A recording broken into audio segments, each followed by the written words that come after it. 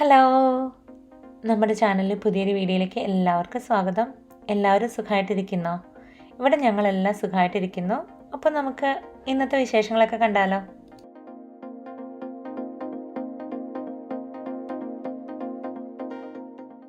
വളരെ എളുപ്പത്തിൽ ഉണ്ടാക്കാൻ പറ്റുന്ന ഒരു ഗ്രിൽഡ് വെജിറ്റബിൾ സാൻഡ്വിച്ചാണ് ഇന്നത്തെ ബ്രേക്ക്ഫാസ്റ്റ്. കുറേ നാളായി ആരൻ ഇങ്ങനെ എന്തെങ്കിലും ഗ്രിൽഡ് വെജിറ്റബിൾ അല്ലെങ്കിൽ ഗ്രിൽഡ് ചീസ് സാൻഡ്വിച്ചൊക്കെ ഉണ്ടാക്കി കൊടുത്തിട്ട്. അപ്പോൾ അതിനകത്തേക്ക് വേണ്ടിയിട്ട് കുറച്ച് സാലഡ് വെള്ളരിക്കയും കുറച്ച് സവാള ഇങ്ങനെ പൊടിയായിട്ട് അരിഞ്ഞെടുക്കണം. അതുകൊണ്ടാണ് അങ്ങനെ കൊത്തി അരിഞ്ഞെടുക്കുന്നത്, കാരണം അതിനകത്ത് ഇങ്ങനെ വലിയ കഷ്ണം വന്നാൽ പാടല്ലേ. അപ്പോൾ ഇത് ഒരു മഞ്ഞ ക്യാപ്സിക്കം ഇരിപ്പുണ്ടായിരുന്നു. ഇതെനിക്ക് എൻ്റെ ഫ്രണ്ടിൻ്റെ വീട്ടിലുണ്ടായത് അവൾ കൊണ്ടുതന്നാട്ടോ. അതുകൊണ്ടാണ് വളരെ ചെറിയ ക്യാപ്സിക്കം. നമ്മൾ ഒരുപാട് എന്താ പറയണേ വളമൊന്നും ഇട്ടിട്ടല്ലല്ലോ ഉണ്ടാക്കുന്നത്. അതുകൊണ്ട് അപ്പോൾ അതെല്ലാം അരിഞ്ഞെടുത്തു. നിങ്ങൾക്ക് ഇതിനകത്തേക്ക് ഏത് പച്ചക്കറി വേണമെങ്കിലും ഉപയോഗിക്കാം കേട്ടോ. ഇപ്പോൾ കോൺ ഉണ്ടെങ്കിൽ കോൺ എടുക്കാം, അതുപോലെ കുക്ക്ഡ് ഗ്രീൻ പീസ് എടുക്കാം, അങ്ങനെ എന്ത് വേണമെങ്കിലും വെക്കാം നിങ്ങൾക്ക്. എൻ്റെ കയ്യിൽ ഇപ്പോൾ ഉണ്ടായിരുന്നത് വെള്ളരിക്കയും സവാളയും പിന്നെ കുറച്ച് ക്യാപ്സിക്കോ, 2 കളറിലുള്ള ക്യാപ്സിക്കം എടുത്തിട്ടുണ്ട്. കുറച്ച് ഉപ്പാണ് ഇപ്പോൾ ചേർത്ത് കൊടുത്തത്. പിന്നെ നമ്മൾ കുറച്ച് കുരുമുളക് പൊടി ചേർത്ത് കൊടുക്കുകയാണ് കേട്ടോ.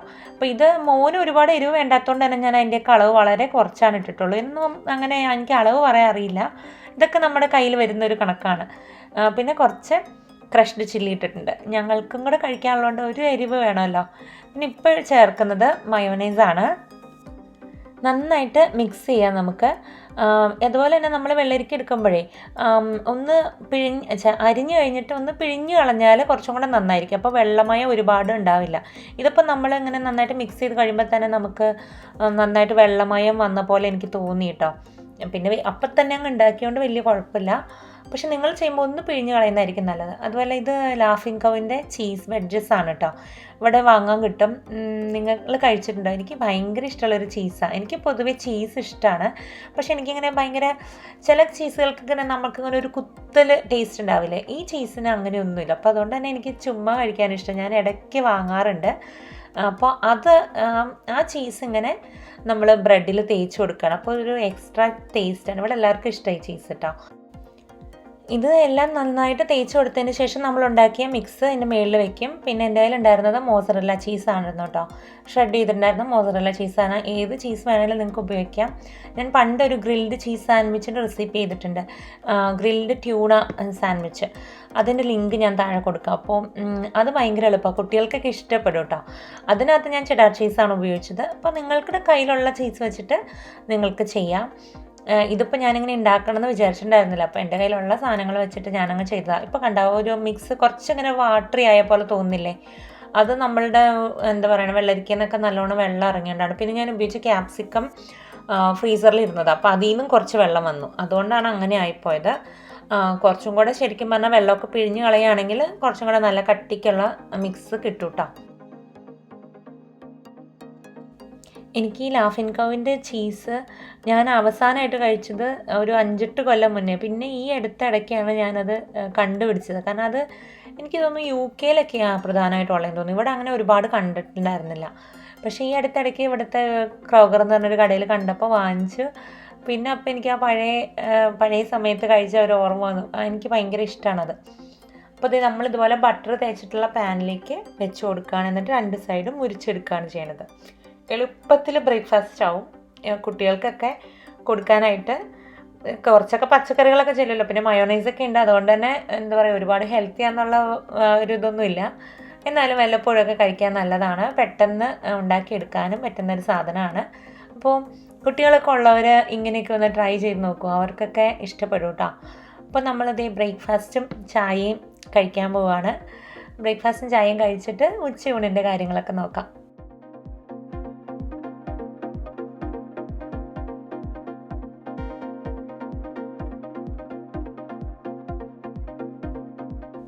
ഇന്ന് ഉച്ചയ്ക്ക് കൊഴുവ പീര വറ്റിക്കുന്നുണ്ട്. ഈ കൊഴുവ ഇവിടെ ഏഷ്യൻ സ്റ്റോറിൽ നിന്ന് വാങ്ങാൻ കിട്ടിയതാണ്. ഫ്രോസൺ സെക്ഷനിലായിരുന്നു. അപ്പോൾ ഞാനത് വെള്ളത്തിലിട്ടേക്കുവാണ്, അതിൻ്റെ ഐസൊക്കെ പോകാൻ വേണ്ടിയിട്ട്. നന്നാക്കി എടുത്തേക്കുന്ന കൊഴുവയാണ്. പിന്നെ എൻ്റെ ഫ്രണ്ടിൻ്റെ വീട്ടിലുണ്ടായ കാന്താരി മുളക് കുറച്ച് തന്നിട്ടുണ്ടായിരുന്നു. അപ്പോൾ ഞാനത് ചെമ്മീൻ പൊടിക്കുന്നുണ്ട്. ചേൻ്റെ ഫേവറേറ്റ് ഐറ്റമാണ്. ചേൻ്റെ മമ്മി ഉണ്ടാക്കുന്ന രീതിയിൽ ചെമ്മീൻ പൊടിച്ച് കൊടുക്കാൻ പറ്റുന്നത്. കാരണം അതിന് കാന്താരി മുളകാണ് വേണ്ടതേ.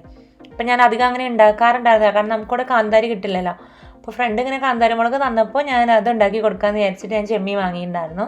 അപ്പോൾ ചെമ്മീൻ തലയും വാലൊക്കെ കളഞ്ഞിട്ട് നന്നായിട്ട് വറുത്തെടുക്കുകയാണ് കേട്ടോ. തലയായിരുന്നു കൂടുതൽ ശരിക്കും പറഞ്ഞാൽ. എന്തോരം നന്നാക്കി എടുത്തേ പിന്നെ ഇത്രയെങ്കിലും ചെമ്മീൻ കിട്ടിയത്.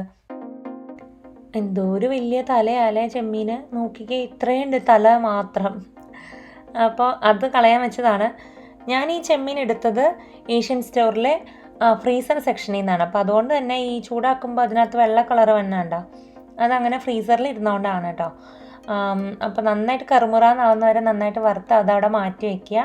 പിന്നെ നമ്മുടെ കാന്താരി മുളകും ഉപ്പും കൂടെ കൂടിയിട്ട് മിക്സിയുടെ ജാറിൽ ആദ്യം ഒന്നങ്ങ് കറക്കിയെടുക്കും. ഭയങ്കര എളുപ്പമാണ് ഇത് ഉണ്ടാക്കാൻ, ഒന്നുമില്ല, കുക്കിംഗ് ഒന്നുമില്ല.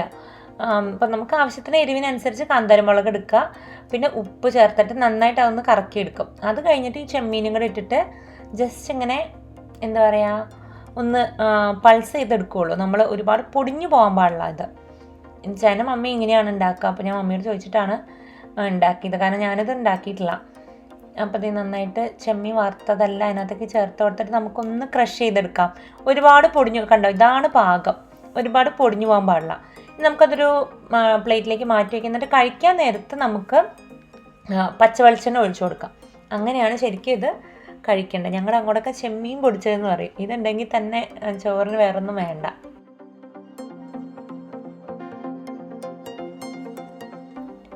നമ്മൾക്കിവിടെ ചെമ്മീനൊക്കെ കിട്ടാൻ ബുദ്ധിമുട്ടായിരുന്നുകൊണ്ട് ഇങ്ങനെ അധികം ഉണ്ടാക്കിയിട്ടില്ല. ഇത് ഇപ്പം ഇങ്ങനെ ഏഷ്യൻ സ്റ്റോറിൽ കിട്ടുന്നതുകൊണ്ട് എളുപ്പമായി.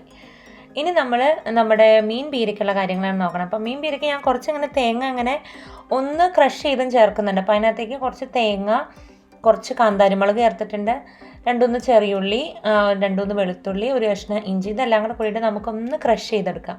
ഞാൻ കുറച്ച് ക്രഷ് ചെയ്തും ചേർക്കാം, കുറച്ച് അല്ലാതെയും ചേർക്കും. പിന്നെ ഈ അരിഞ്ഞെടുക്കുന്നത് നമ്മുടെ മീൻ പീരയ്ക്ക് വേണ്ടിയിട്ടാണ്. ചെറിയുള്ളി ഉണ്ടായിരുന്നു എൻ്റെ കയ്യിൽ, അപ്പോൾ ചെറിയുള്ളിയും കുറച്ച് വെളുത്തുള്ളി, കുറച്ച് ഇഞ്ചി, പച്ചമുളക്, ഇതെല്ലാം വേണം കേട്ടോ.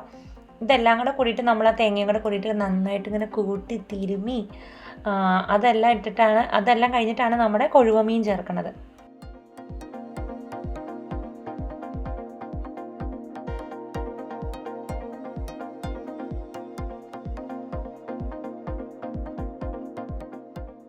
ഇവിടെ ഇങ്ങനത്തെ ചെറിയ മീനുകളൊക്കെ കിട്ടാൻ പാടാണ്. എനിക്ക് പൊതുവേ ഇഷ്ടമുള്ള മീനുകളായി കൊഴുവ, ചാള, അയിലൊക്കെ. അപ്പോൾ അതൊക്കെ ഇവിടെ ഫ്രഷായിട്ട് കിട്ടുകയില്ല. ഇതൊന്നും ഇങ്ങനെ ഏഷ്യൻ സ്റ്റോറിൽ കണ്ടപ്പോൾ എനിക്ക് ഭയങ്കര പെട്ടെന്ന് തന്നെ എടുത്തു, കാരണം വല്ലപ്പോഴൊക്കെ ഇതൊക്കെ കാണാറുള്ളേ. അപ്പോൾ നമ്മൾ മീൻ പീര വയ്ക്കാനുള്ള പാത്രത്തിനകത്തേക്ക് നമ്മൾ അരിഞ്ഞു കൊടുത്താൽ അതെല്ലാം ചേർത്ത് കൊടുക്കുകയാണ്. പിന്നെ നമ്മൾ മിക്സിയിൽ ക്രഷ് ചെയ്തില്ലേ, അതും കൂടെ കൂടിയിട്ട് ചേർത്ത് കൊടുത്തു. ഇത്രയും തേങ്ങ പോരാ കേട്ടോ, ശരിക്കും മീൻ പീരയ്ക്ക് നല്ലവണ്ണം തേങ്ങ വേണ്ടേ.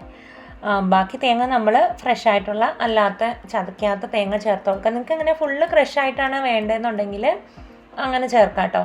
എനിക്ക് ഇതാണ് ഇഷ്ടം, അതുകൊണ്ടാണ് ഞാൻ അങ്ങനെ ചേർത്തത്. കുറച്ച് ഉപ്പ് ചേർത്ത് കൊടുക്കാം, ആവശ്യത്തിന് മഞ്ഞൾപ്പൊടി ചേർക്കുന്നുണ്ട്, പിന്നെ കുറച്ച് കറിവേപ്പിലയും കുറച്ച് വെളിച്ചെണ്ണയും കൂടെ ഒഴിച്ചിട്ട് നന്നായിട്ട് തിരുമ്മി എടുക്കുകയാണ് ചെയ്യുന്നത്.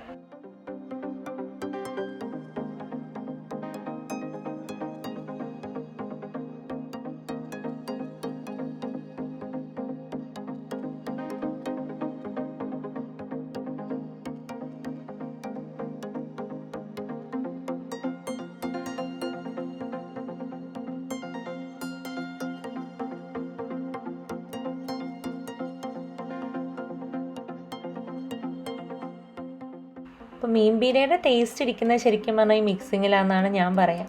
കാരണം നമ്മളിത് നന്നായിട്ട് കൈകൊണ്ട് ഞെരടി ഇതാക്കി എടുക്കുമ്പോൾ ആ ഉള്ളിയുടെയും ഒക്കെ നീരൊക്കെ ഇറങ്ങിയിട്ട് നല്ല ടേസ്റ്റാവും.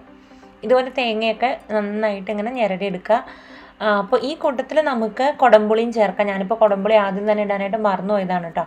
അപ്പോൾ കുടംപുളി ഇടുമ്പോൾ നമ്മൾ ഇതിനകത്ത് ഇങ്ങനെ ചെറിയ കഷ്ണങ്ങളായിട്ട് കീറി ഇടുന്നതാണ് നല്ലത്. അപ്പോൾ പുളി വേഗം ഇറങ്ങും. അതും കൂടെ ഇട്ടിട്ട് നന്നായിട്ട് മിക്സ് ചെയ്യുക. അത് കഴിഞ്ഞിട്ട് നമ്മുടെ മീൻ ഇട്ടിട്ട് കുറച്ച് വെള്ളം കൂടെ ഒഴിച്ചിട്ട് അടച്ച് വെച്ച് വേവിക്കുകയാണ് ചെയ്യുന്നത്. ആദ്യമൊക്കെ നമുക്ക് സ്പൂൺ വെച്ചിട്ട് ഇളക്കാം, പക്ഷെ പിന്നീട് അങ്ങോട്ട് പോകുമ്പോൾ സ്പൂൺ വെച്ചിട്ട് ഇളക്കുമ്പോൾ നന്നായിട്ട് സൂക്ഷിച്ച് ഇളക്കുക. നാട്ടിലൊക്കെ ആണെങ്കിൽ നമ്മൾ ചട്ടി ഇങ്ങനെ മറക്കില്ലേ, അങ്ങനെ ചെയ്താൽ മതി. ഇവിടെ ഈ ഫയർ അലാം അടിക്കുന്നതുകൊണ്ട് എനിക്ക് ചട്ടി ഉപയോഗിക്കാൻ പറ്റാത്തതുകൊണ്ടാണ് കേട്ടോ ഞാൻ ഇങ്ങനത്തെ ഒരു പാത്രത്തിൽ ഉണ്ടാക്കണേ. ഞാൻ വേറെ പല വീഡിയോസിലും പറഞ്ഞിട്ടുണ്ട്. നമ്മുടെ ചാനലിൽ കുറേ പുതിയ ആൾക്കാരുണ്ടല്ലോ, അവർക്ക് അറിയാത്തതുകൊണ്ടാണ് ഞാൻ വീണ്ടും പറഞ്ഞത്. അപ്പോൾ ഇതെല്ലാം മിക്സ് ചെയ്തിട്ട് നമുക്ക് വെള്ളം ഒഴിച്ച് അടുപ്പത്ത് വയ്ക്കാം. എനിക്ക് മീൻ പീര ഇഷ്ടമാണ്. പിന്നെ എൻ്റെ മമ്മി വേറൊരു തരത്തിൽ പീര എന്ന് പറയാൻ പറ്റുമോ എന്നറിയില്ല, മമ്മിയുടെ വക മീൻ പീര എന്ന് പറയാം. അതിങ്ങനെ തേങ്ങയും കാന്താരിമുളകും മാത്രം, തേങ്ങയും കാന്താരിമുളകും വാളംപുളിയും കൂടെ കൂടിയിട്ട് അരച്ചിട്ട് ഒരു പീര പോലെ വെക്കും കേട്ടോ. അതിങ്ങനെ മമ്മി ചട്ടിയിൽ വെച്ചിട്ട് നല്ല ഡ്രൈ ആയിട്ടുള്ള ഐറ്റമാണ്. എനിക്ക് ഭയങ്കര ഇഷ്ടമാണ്. എനിക്ക് എൻ്റെ മമ്മി ഉണ്ടാക്കുന്നതിൽ ഭയങ്കര ഇഷ്ടമുള്ളൊരു സാധനം അത് വേറെ ആരും ഉണ്ടാക്കി ഞാൻ കണ്ടിട്ടില്ല. അത് മമ്മിക്ക് എവിടെ നിന്നാണാവോ അങ്ങനെ ഉണ്ടാക്കാനായിട്ട്, ആരാണാവോ പഠിപ്പിച്ചു കൊടുത്ത അറിയില്ല. പക്ഷേ എന്താ പറയുക, വളരെ ചുരുക്കം ഇൻഗ്രീഡിയൻസ് ഉള്ളൂ. പക്ഷേ എനിക്ക് ഭയങ്കര ഇഷ്ടമാണ് അത്. എന്നിട്ട് ഇങ്ങനെ 2-3 ദിവസമൊക്കെ ചട്ടിക്കകത്തിരുന്ന് ഇടയ്ക്ക് നമ്മൾ ചട്ടി ചൂടാക്കും. എന്നിട്ട് അതിങ്ങനെ ഡ്രൈ ആയിട്ട് ഇരിക്കുക. അത് കഴിക്കാൻ നല്ല ടേസ്റ്റാണ്.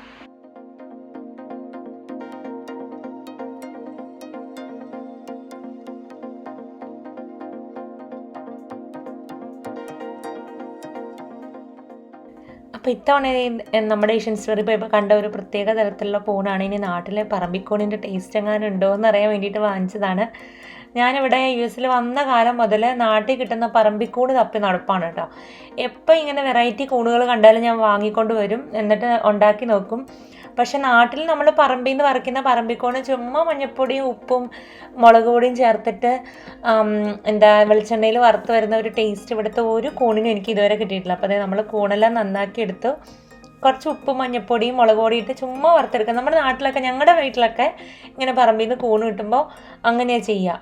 പക്ഷെ അങ്ങനെ ചെയ്ത ഒരു കഷ്ണം മതി ശരിക്കും പറഞ്ഞാൽ എന്ത് ടേസ്റ്റ്. എനിക്ക് ഇപ്പോഴും ആ ടേസ്റ്റ്, ഞാൻ മാത്രമല്ല, ഞാനും സ്നേഹ ഇച്ചാനൊക്കെ എപ്പോഴും പറയും നമുക്ക് ഒരിക്കലും ആ ടേസ്റ്റ് വേറെ ഒരു കൂൺ കഴിക്കുമ്പോഴും ഇവിടെയൊന്നും വന്നിട്ട് കിട്ടുമെന്നില്ലല്ലോ എന്ന് പറയും. അപ്പോൾ ഈ കൂണിന് അങ്ങനെ വല്ല ടേസ്റ്റ് ഉണ്ടോ എന്ന് അറിയാൻ വേണ്ടിയിട്ട് പരീക്ഷിക്കാനായിട്ട് വാങ്ങിയതാണ്. ഇങ്ങനെ ഏത് പ്രത്യേക തരത്തിലുള്ള കൂണ് കണ്ടാലും ഞാൻ വാങ്ങാറുണ്ട് കേട്ടോ. അപ്പോൾ ഞാൻ 2 തരത്തിലുള്ള മുളക് പൊടി ചേർത്തിട്ടുണ്ട്. ഒന്ന് എരിവുള്ളതും ഒന്ന് എരിവില്ലാത്തതും. പിന്നെ കുറച്ച് വെളിച്ചെണ്ണ കൂടെ ചേർത്തിട്ട് നന്നായിട്ട് മിക്സ് ചെയ്ത് കഴിഞ്ഞിട്ട് വെളിച്ചെണ്ണയിൽ വെറുതെ വറുത്തെടുക്കുകയാണ് ചെയ്തത്. ഒരു 80% നമ്മുടെ നാട്ടിലെ പറമ്പിക്കൂണിൻ്റെയൊക്കെ ഒരു ടേസ്റ്റ് വന്നെന്ന് വേണമെങ്കിൽ പറയാം. പക്ഷേ അതിൻ്റെ ഒരു ടേസ്റ്റ് വേറെ തന്നെയാണ് കേട്ടോ. അങ്ങനെ ഒരു കൂൺ എനിക്ക് ഇതുവരെ ഇവിടെ കണ്ടെത്താൻ പറ്റിയിട്ടില്ല. അപ്പോൾ ഇങ്ങനെ എല്ലാം എളുപ്പമുള്ള വിഭവങ്ങളായിരുന്നു ഇന്ന്. അപ്പോൾ ഇതൊന്ന് വറുത്ത് വന്നു കഴിഞ്ഞാൽ നമ്മുടെ ഉച്ചത്തെ ഊണിൻ്റെ പരിപാടികളെല്ലാം കഴിഞ്ഞു. ഇന്ന് ചാറുകറിയൊന്നും ഇല്ല കേട്ടോ. നമ്മുടെ കൊഴുവേല ഇടയ്ക്കിടയ്ക്ക് മൂടി മാറ്റിയിട്ട് വെള്ളം പറ്റി പോകുന്നുണ്ടോ എന്ന് നോക്കണം. ഞാൻ ഒരു മീഡിയം തീയിലാണ് ആദ്യം വെച്ചിട്ടുണ്ടായിരുന്നത്. പിന്നെ വെള്ളം പറ്റിക്കാൻ വേണ്ടിയിട്ട് നല്ലോണം തീ കുറച്ച് കൂട്ടി വെച്ചിട്ട് വെള്ളം പറ്റിച്ചെടുക്കാൻ കേട്ടോ ചെയ്തത്. അത് കഴിഞ്ഞിട്ട് നമ്മൾ അവസാനം കുറച്ച് പച്ച വെളിച്ചെണ്ണയും കറിവേപ്പിലൊക്കെ വേണമെങ്കിൽ ചേർക്കാം. ഞാൻ കറിവേപ്പില ആവശ്യത്തിന് ആദ്യമേ തന്നെ ചേർത്തുകൊണ്ട് ഞാനത് വേറെ കറിവേപ്പിലയൊന്നും പിന്നെ ചേർത്തില്ല കേട്ടോ. ഈ കൂണും ഇങ്ങനെ ഇതുപോലെ ചുമ്മാ അങ്ങ് വറുത്തെടുക്കുക ചെയ്തത്. എനിക്ക് ശരിക്കും നമ്മുടെ നാട്ടിലെ പറമ്പിക്കൂൺ ഇങ്ങനെ ചുമ്മാ വറുത്തെടുക്കുന്നതിനാണ് ഏറ്റവും കൂടുതൽ ടേസ്റ്റായിട്ട് തോന്നിയിട്ടുള്ളത്. കൂണും കൊണ്ട് ഒരുപാട് കറികളൊക്കെ ഉണ്ടാക്കിയിട്ടുണ്ടെങ്കിലും എൻ്റെ ഒരു മോസ്റ്റ് ഫേവറേറ്റ് എന്ന് പറയുന്നത് അങ്ങനെ തന്നെ ചെയ്തെടുക്കുന്നതാണ്. അപ്പോൾ അതേ നമ്മൾ പച്ച വെളിച്ചെണ്ണ ഒഴിച്ച് നമ്മുടെ മീൻപീര റെഡിയായി. അതുപോലെ അപ്പോഴേക്കും നമ്മുടെ കൂണും റെഡി ആയിട്ടുണ്ടായിരുന്നു. നാട്ടിലെ കൂണൊക്കെ ആണെങ്കിൽ ശരിക്കും ചുങ്ങിപ്പോയിട്ട് ഇത്രയും പോലും ഉണ്ടാവില്ല കേട്ടോ, ആ പറമ്പിലൊക്കെ ഉണ്ടാകുന്ന കൂണേ. അപ്പോൾ നമ്മൾ കഴിക്കാറായപ്പോൾ നമ്മുടെ ചെമ്മീൻ പൊടിച്ചതിലേക്ക് നമ്മൾ വെളിച്ചെണ്ണ ഒഴിച്ചു കൊടുക്കുകയാണ്. നമ്മുടെ ആവശ്യത്തിന് വെളിച്ചെണ്ണ ഒഴിച്ച് നന്നായിട്ട് മിക്സ് ചെയ്ത് കഴിഞ്ഞാൽ നമ്മുടെ ചെമ്മീൻ പൊടിച്ചതും റെഡിയായി.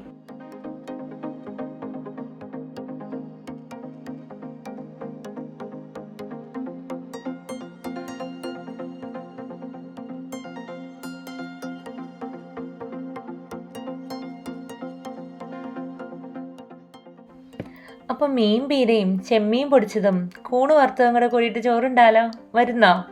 ഒരുപാട് സബ്സ്ക്രൈബേഴ്സ് പറയാറുണ്ട് നിങ്ങളുടെ വീടിൻ്റെ അടുത്തായിരുന്നെങ്കിൽ ഇടയ്ക്കിടയ്ക്ക് വന്ന് ഇതുപോലത്തെ ഫുഡൊക്കെ കഴിക്കായിരുന്നു എന്ന്.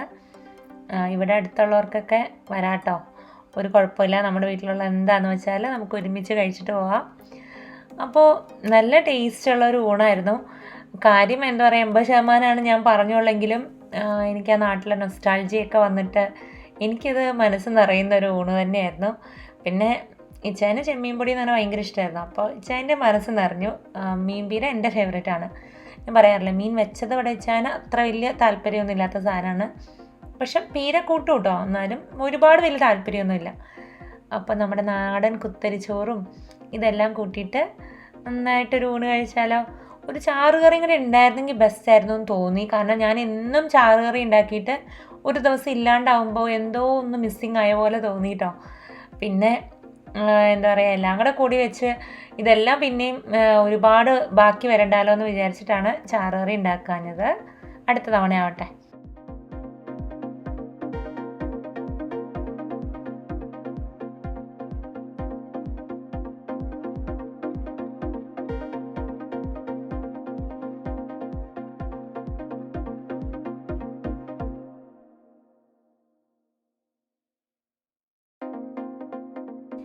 ഇന്ന് വൈകിട്ടത്തെ പലഹാരം മത്തങ്ങ വൻപയറും വിളയിച്ചതാണ്.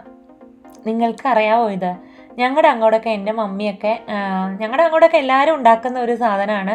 പണ്ട് ചെറുതായിരുന്നപ്പോൾ എന്താ പറയുക, നമ്മുടെ വീട്ടിലുണ്ടാകുന്ന പച്ചക്കറികളൊക്കെ വെച്ചിട്ടല്ലേ, അല്ലാതെ അന്നിങ്ങനെ പപ്സും കട്ട്ലറ്റും പഴംപൊരി ഒന്നുമല്ല, ഇങ്ങനത്തെ നാടൻ പലഹാരങ്ങളാണ് ഉണ്ടാവുക. ഇത് ശർക്കരപ്പാനി ഞാൻ പണ്ട് ഉണ്ടാക്കിയത് ഫ്രിഡ്ജിൽ വെച്ചിട്ടുണ്ടായിരുന്നു. അപ്പോൾ അതും കുറച്ചും കൂടെ വേണ്ടി വരുമായിരിക്കും. അതിപ്പോൾ എന്തോരം ഉണ്ടെന്ന് ഞാൻ നോക്കിയതാണ്. കുറച്ച് നമ്മുടെ കുത്തരി ഇങ്ങനെ വറുത്ത് പൊടിച്ചെടുക്കണം നമുക്ക്. അപ്പോൾ അതിന് വേണ്ടിയിട്ട് കുത്തരി ഇങ്ങനെ വറുത്തെടുക്കുകയാണ്. അപ്പോൾ ഞാൻ വൻപയർ ഓൾറെഡി കുറച്ച് അധികം വേവിച്ച് വെച്ചു. കാരണം നമ്മൾ എന്തായാലും വേവിക്കുകയല്ലോ, അപ്പോൾ കുക്കർ എല്ലാം അത് വേവിക്കണം, പിന്നെ അത് കഴുകാനൊക്കെ നിൽക്കണ്ടേ. അപ്പോൾ നാളെ കുറച്ച് ബാക്കി ഉണ്ടെങ്കിൽ നാളെ മെഴുക്കുരട്ടിയോ തോരനോ എന്ത് വേണമെങ്കിലും ഉണ്ടാക്കാമല്ലോ വേവിച്ച് വെച്ചിരുന്നാലേ. അപ്പോൾ അതുകൊണ്ട് ഞാൻ കുറച്ച് അധികം വേവിച്ചാണ് കേട്ടോ. ഇതിന് അത്രയും വേണ്ട.